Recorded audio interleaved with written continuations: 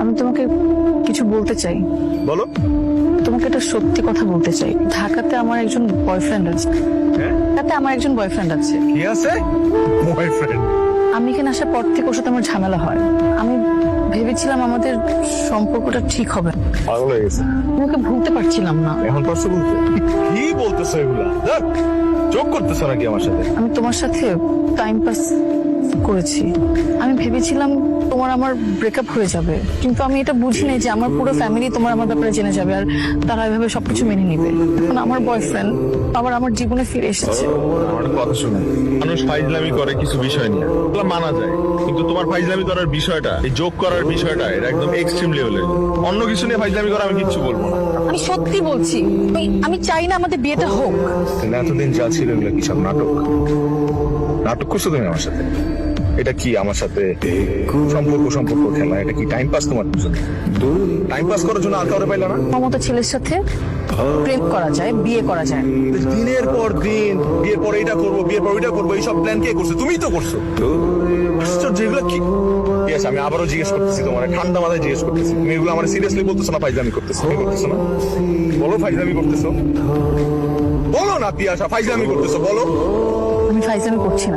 পিয়াসা, আমি আবারও জিজ্ঞেস করতেছি, তুমি এগুলো সিরিয়াসলি বলতেছো না ফান করতেছো? যা।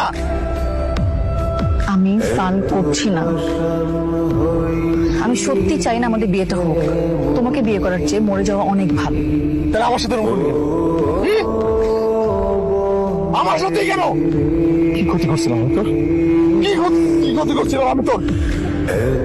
আমি তো তোর কাছে আসি নাই, তুই আমার কাছে আসছিস। তুই আসছিলি আমার কাছে, কথা বল। উত্তর দে, উত্তর দে। ওই কান্দস কেন? কান্দস কেন? সিনেমায় ভালো ভালো অভিনেত্রী অভিনেতাগুলা অভিনয় কেন করে না জানোস? কারণ তারা বাস্তব জীবন অভিনয় করে।